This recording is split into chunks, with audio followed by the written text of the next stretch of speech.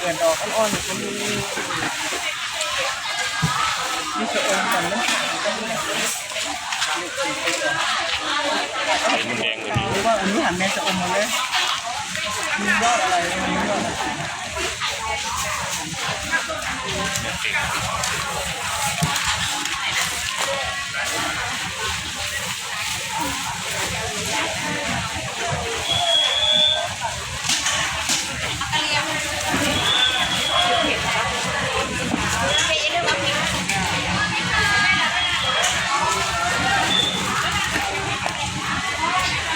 ที่เนาะวันนี้พามายางตลาดตอนวายอยู่ประเทศไทยนะพี่น้องเป็นตลาดน้อยๆแต่ว่าคนหลายพี่น้องกับเขาก็หลาย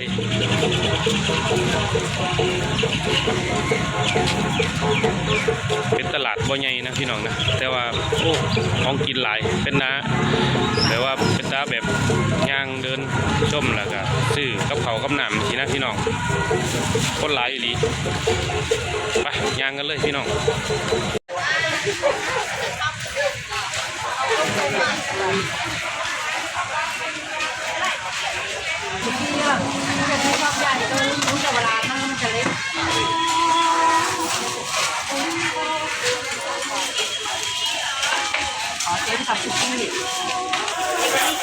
คนเยอะมากครับ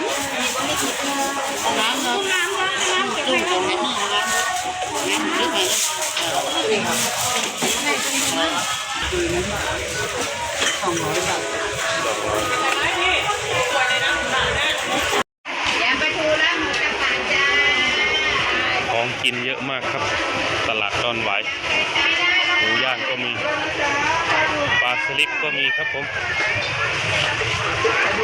คนเทียบเลยร้านนี้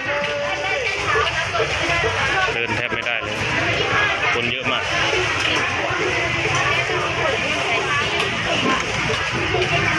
เบียดไปเลยคนเยอะครับผม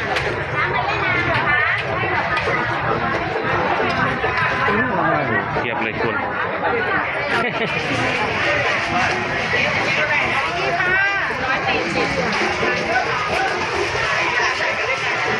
ของกินก็เยอะ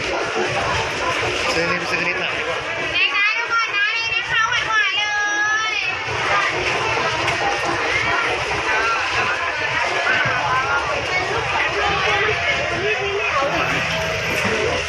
ทุเรียนมีหมดเลยครับ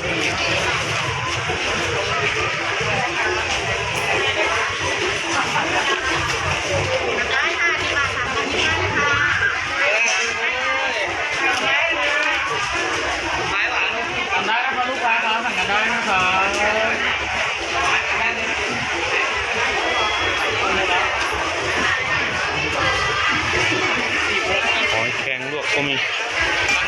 ลูกค้าสั่งกันได้นะครับนี่เข้ามาจ้า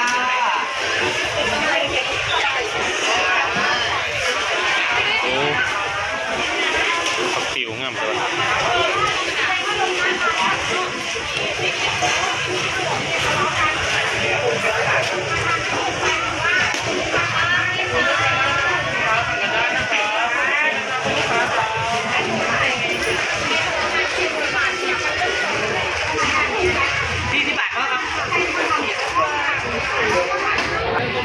ตลาดนี้คนเยอะมากครับผมเป็นตลาดไม่ใหญ่แต่ว่าของกินเยอะคนก็เยอะครับทุเรียนมีบัวใหญ่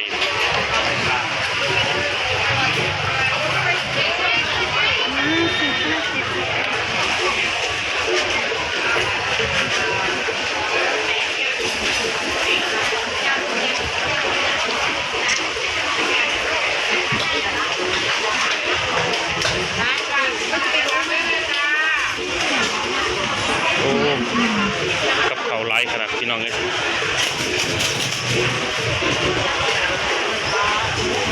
หมูแดดเดียวก็มี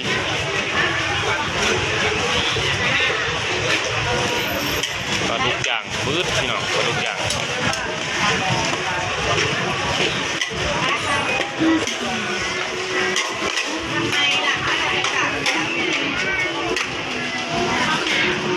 ผัดกระทะยังไง สีเลยพี่น้องเลยปลาส้มทอดแซ่บๆ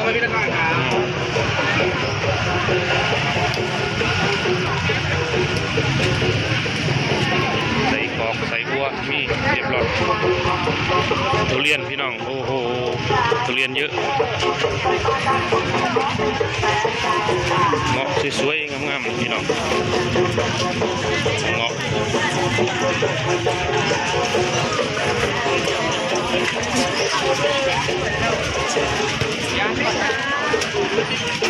เป็นตลาดน้อยๆพี่น้องแต่ว่าคนหลาย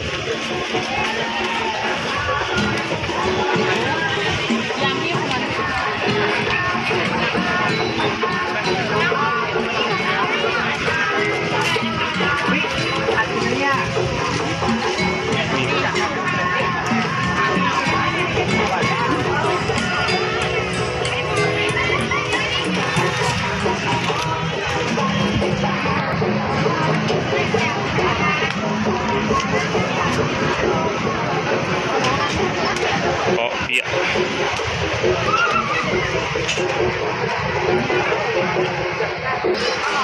ปลาแดดเดียวหลายขนาดเลยพี่น้องปลาแดดเดียว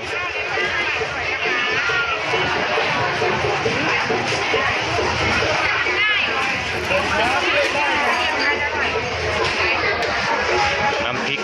เยอะแยะพี่น้องน้ำพริกกระไรอะไรดีคะ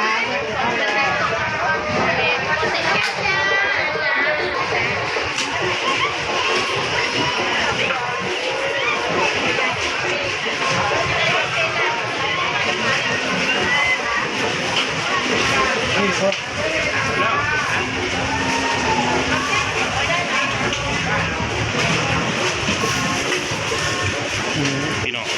กลุ่มเต้นก็มี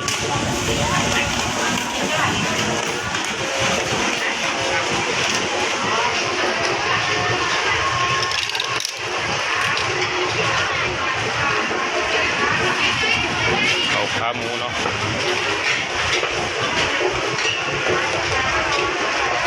ของกินหลายพี่น้องตลาดนี้